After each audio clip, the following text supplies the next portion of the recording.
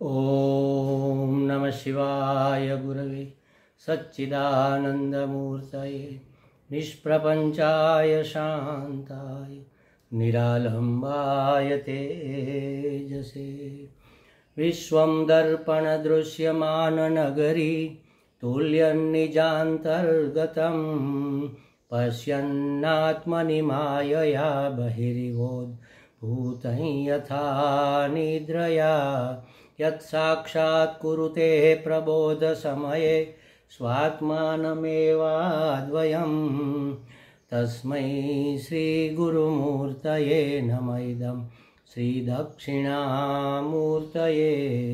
जन्माद्यस्य यतोऽन्वयादितरतश्चार्थे स्वभिघ्नस्वराट् तेने ब्रह्महृदाय आदिकवये मुह्यन्ति यत्सूरयः तेजो वारिमृदां यथा विनिमयो यत्र त्रिसर्गो मृषा धाम्ना स्वेन सदा निरस्तकुहकं सत्यं परं धीमहि सत्यं परं धीमहि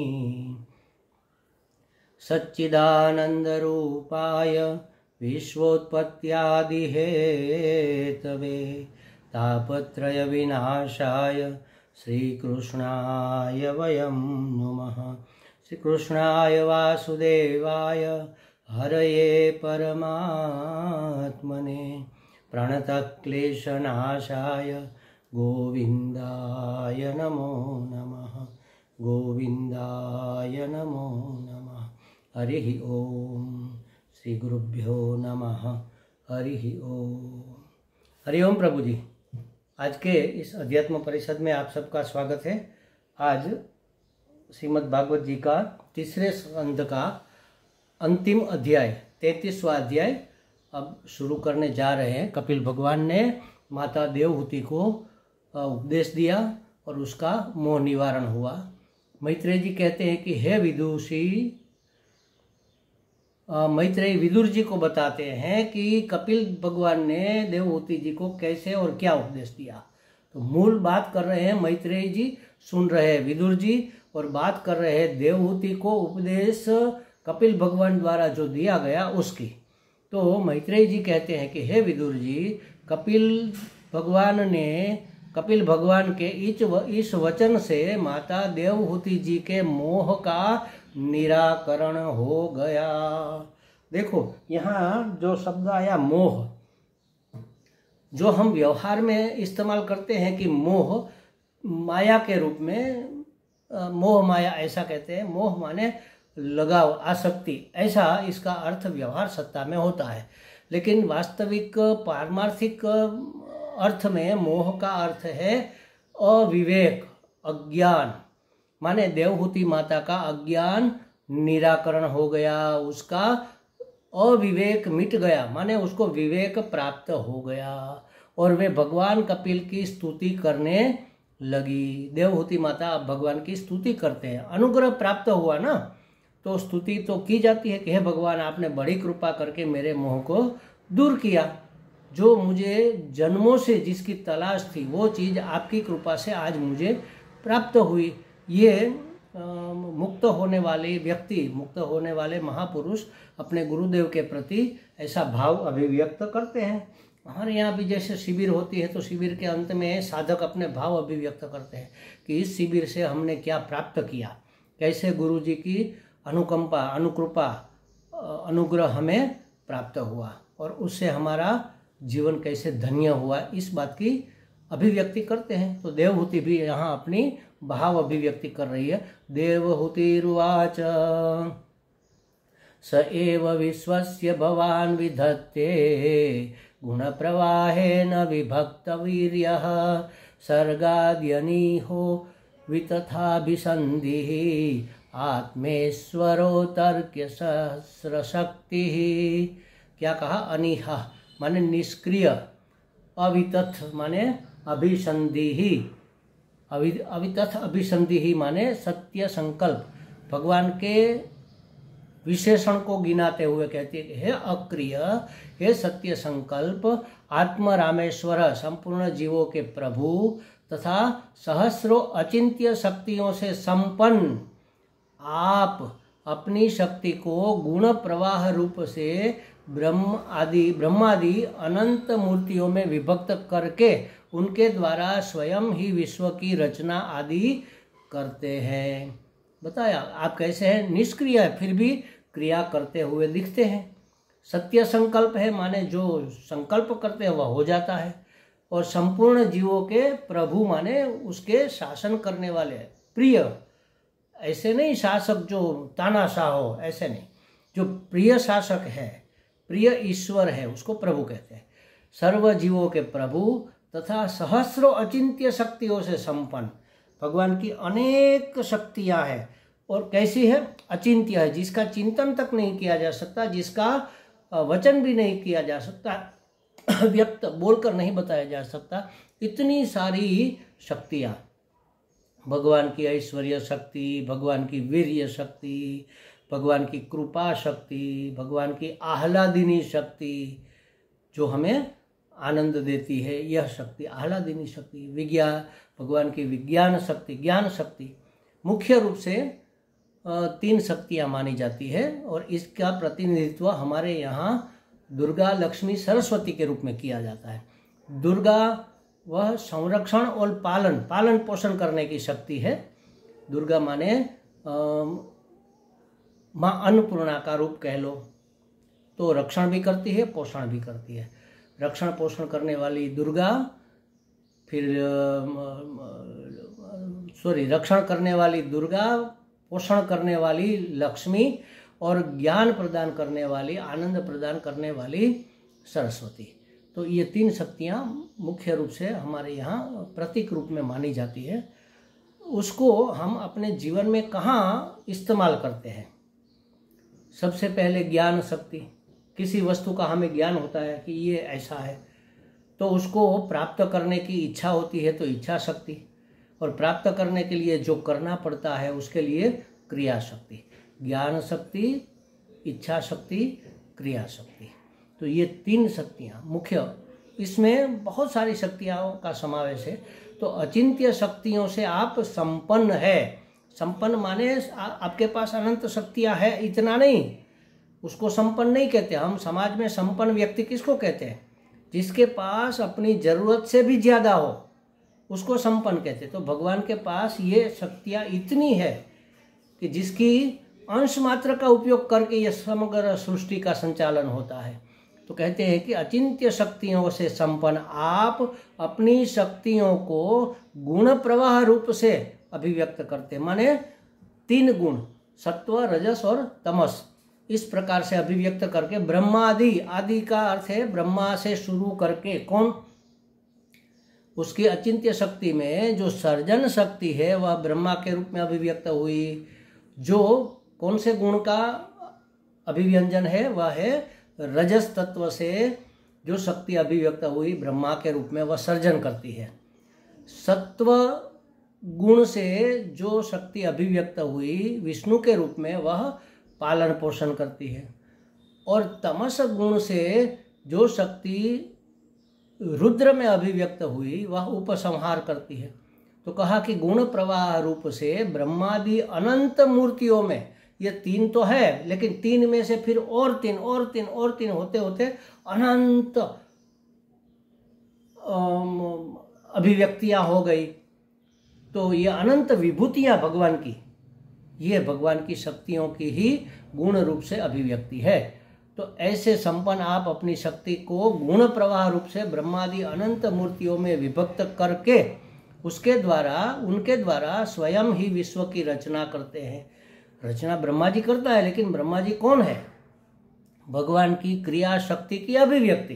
तो भगवान ही तो हुए ना, शक्ति और शक्तिमान भिन्न नहीं होते, एक ही होते हैं। तो भगवान ही इस सृष्टि की इस रूप में रचना करते हैं। त्वं देह तत्र प्रशमाय पाप्मानां निर्देश भाजां च विभो विभूतये। हे प्रभो, आप पापियों का माने दुष्टों का दमन और अपने निदेश भाजन माने आज्ञाकारी भक्तों का, जो निर्देश का भाजन है माने आज्ञाकारी है, उन भक्तों का अभ्युदय तथा विभूतय श्रेयस, अभ्युदय और श्रेयस माने प्रेयस और श्रेयस माने कल्याण, दोनों करने के लिए स्वेच्छा से अवतार धारण करते हैं। इन विभूतियों के रूप में अभिव्यक्त होते होते कभी अगर जरूरत पड़ गई तो भगवान विष्णु भगवान है वह राम कृष्ण के रूप में अवतरित होते हैं, ब्रह्मा जी है वह विश्वकर्मा के रूप में अवतरित होते हैं, कभी कभी रुद्र है वह हनुमान जी के रूप में आते हैं। अनेक अनेक ब्रह्मा विष्णु महेश के तो अनेक जन्म हुए हैं, तो अवतार धारण करते माने वह अवतरण करते, जहाँ जिस स्थान पर है वहाँ से वह नीचे हमारे लेवल की कक्षा में आकर हमें सहाय रूप होते हैं, हमारा कल्याण करते हैं। उसका अवतरण क्या, अवतरण माने नीचे उतर आना। हमारी ब्रह्मा विष्णु महेश तक कहाँ पहुँचे, लेकिन वही विष्णु भगवान कृष्ण बनकर हमारे बीच में अगर खेले खाए तो हम उससे दोस्ती कर सकते हैं, उससे मिल सकते हैं, उसके उपदेश अनुसार अपना जीवन व्यतीत करके उसके दर्शन मात्र से हमारा उद्धार हो सकता है। तो जब जब धर्म की हानि होती है और सज्जन सत्पुरुषों का उद्धार करना होता है तब भगवान इस तरह से अवतरित होते हैं। क्यों होते हैं? दुष्टों का दमन और पापियों का, दुष्टों और पापियों का दमन करने के लिए और अपने भक्तों का उद्धार करने के लिए। तो वह अपनी इस समय दो प्रकार की शक्तियों का उपयोग करते हैं, अनुग्रह और निग्रह। अपने भक्तों पर अनुग्रह करने के लिए और दुष्टों का निग्रह करने के लिए, अनुग्रहात्मक और निग्रहात्मक शक्तियों का उपयोग करने के लिए भगवान अवतार धारण करते हैं। देखो, बड़े से बड़े याज्ञनिकों को यज्ञ करने से जो फल मिलता है वही फल यदि यज्ञादि न करने वाले चांडाल को अनायास बिना कुछ किए ही मिल जाए तो उसके प्रति तो और भी बड़ा भारी अनुग्रह हुआ ना।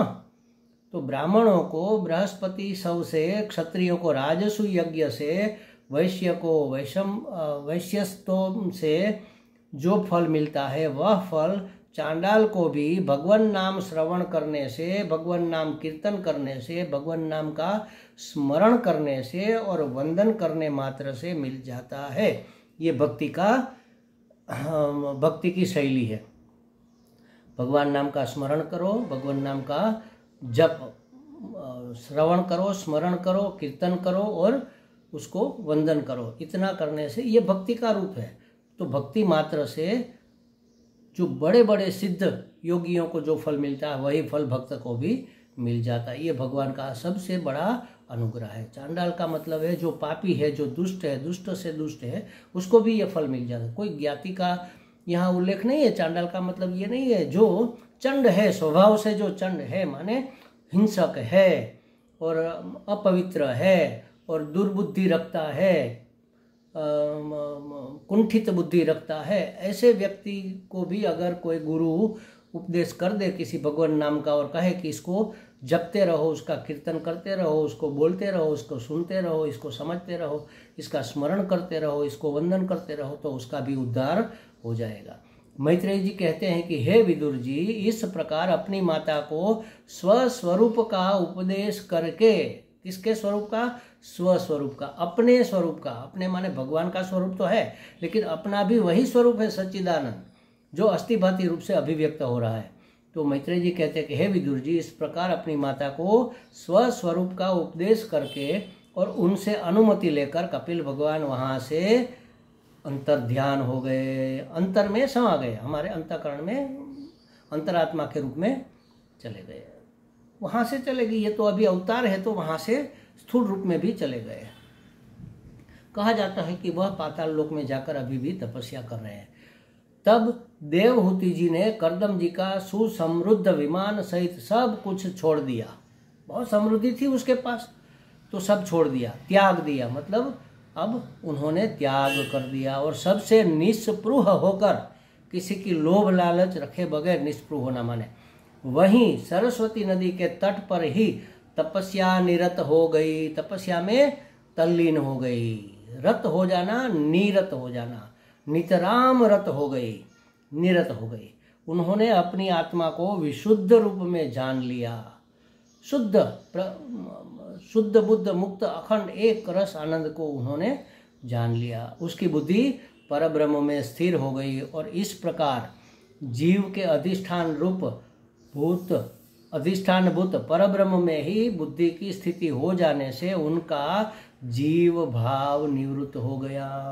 माने मैं कर्ता भोक्ता हूँ, जन्मने मरने वाली हूँ, पुण्य पाप करने वाली हूँ, सुख दुख भोगने वाली हूँ, ये सब जो परिचिन्न मान्यताएं थी वह निवृत्त हो गई और उसको पता चल गया कि हम ब्रह्मास्मि, मैं तो ब्रह्म हूँ। कैसा ब्रह्म हूँ? सत्य चित्त आनंद स्वरूप और अस्थि भांति प्रिय रूप से अभिव्यक्त हो रही हूँ। वे समस्त क्लेशों से मुक्त होकर परमानंद में निमग्न हो गई। देखो, यह आत्मदेव वास्तव में जीव हो नहीं गए, जीव भावापन्न हो गए हैं। वह भाव हमने धारण कर लिया कि हम जीव है। जीव माने परिचिन, कर्ता भोक्ता, ये सब। परमात्मा से विमुख होना माने परमात्मा की ओर पीठ कर लेना, माने संसार की ओर अभिमुख हो जाना। लेकिन क्या परमात्मा पीठ के पीछे भी नहीं है? क्या है? तो फिर परमात्मा की ओर के विमुख होने का अर्थ क्या है? तो अर्थ है हम चाहे जिस ओर मुंह करें, परंतु वह तो आगे भी है, पीछे भी है, भीतर भी है, बाहर भी, ऊपर नीचे सब और है। तो विमुख होने का मतलब क्या हुआ कि उसका विस्मरण कर देना, ये विमुखता है। तो विस्मरण ही विमुख होना है। विस्मरण कैसे हो सकता है? क्या वह परोक्ष हो गया? तो नहीं, कहीं चला नहीं गया, उसका स्मरण कैसे करेंगे? तो इसलिए कहा कि न पहचानना ही उसका विस्मरण है, उससे विमुख होना है। अस्थि भांति रूप में रहे हुए परमात्मा को नाम रूप में जानना और मानना, क्योंकि हर एक पदार्थ व्यक्ति वस्तु में 5 अंश होते हैं, अस्थि भांति प्रिय नाम और रूप। हम अस्थि भांति प्रिय रूप में उसको न पहचान कर सिर्फ नाम रूप तक ही रह जाते हैं, उसी का नाम है विमुख होना।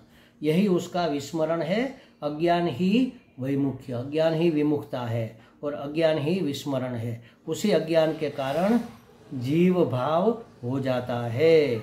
और जीव पत्ते कैसे, ये जीव भाव कैसे निवृत्त हो? तो बताया कि नित्यारूढ़ समाधित्वात् परावृत्त गुण भ्रमा न स्मरण तदात्मानं स्वप्ने दृष्टमिवोत्थितः।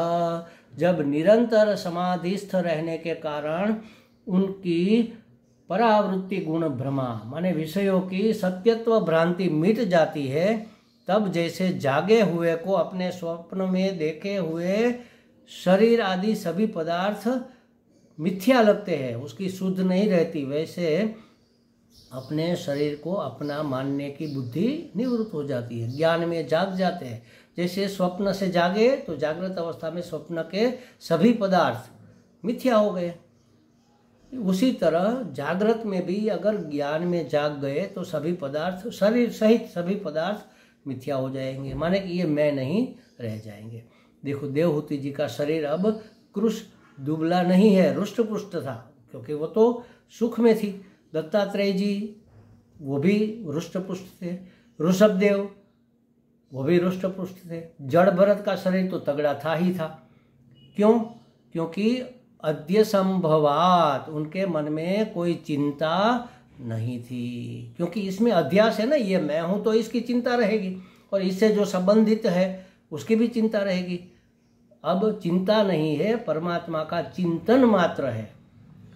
तद विरासित पुण्यतमं क्षेत्रं त्रैलोक्य विश्रुतं निम्ना सिद्ध पक्ष्यम आसांस निम्ना सिद्ध पक्ष्यम असासंसिद्ध मुपेयसी।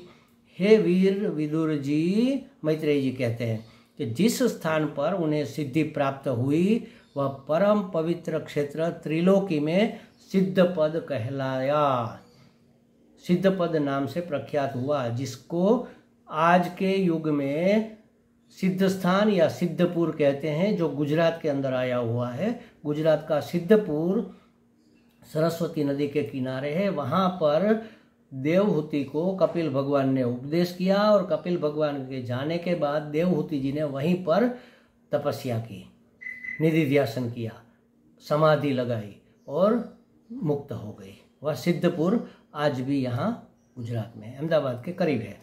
कपिल देव जी वहाँ से प्रागुदीची दिशा माने ईशान कोण में चले गए, जहाँ समुद्र और गंगा जी का मिलन होता है, उस ईशान कोने में, वहाँ से ईशान, यहाँ से नहीं, वहाँ से ईशान कोने में चले गए, जहाँ गंगा सागर, जिसको गंगा सागर कहते हैं, वहाँ चले गए। आज भी वे वहाँ तीनों लोकों की शांति के लिए अपने मंदिर में निवास करते हैं। आज भी वह वहाँ पर माना जाता है कि उसकी वहाँ उपस्थिति है और तीनों लोगों के कल्याण के लिए वह साधनारत है, शुभ संशय करते हैं। देखो, भक्ति और ज्ञान का कितना सुंदर समन्वय हुआ, जिससे भगवत चरण कमलों की प्राप्ति होती है। भगवती कृतधि सुपर्ण केता विपुलभते भगवत पदारविंदम। ऐसे आराधन करने वाला वह साधक भगवान गरुड़ ध्वज की भक्ति से, गरुड़ ध्वज माने भगवान विष्णु की भक्ति से युक्त होकर, कृष्ण की भक्ति से, राम की भक्ति से युक्त होकर शीघ्र ही श्री हरि जी के चरणार बिंदु को प्राप्त कर लेता है। इति तृतीय स्कंध समाप्त। हरि ओम तत्सत। यहाँ पर ये तृतीय स्कंध समाप्त होता है। अब भागवत जी की बात आगे नहीं चलेगी। यहाँ 86 एपिसोड हमारे हुए, करीब आधे घंटे के, आधा घंटा तो नहीं, 20, 25, 30 मिनट के आसपास सब हुए हैं। और 86 एपिसोड में हमने ये तीसरा स्कंद, उसमें जो ज्ञान परक श्लोक थे, जो भगवत की स्मृति हमें दिलाए ऐसे श्लोक थे, भगवान के ऐश्वर्य का, सौंदर्य का, कृपा का जो वर्णन करते थे, ऐसे श्लोकों का हमने अनुशीलन किया। ओम पूर्णमदः पूर्णमिदं पूर्णात् पूर्णमुदच्यते पूर्णस्य पूर्णमादाय पूर्णमेवावशिष्यते। ओम शांति शांति शांति। हरि ओम। श्री गुरुभ्यो नमः। हरि ओम।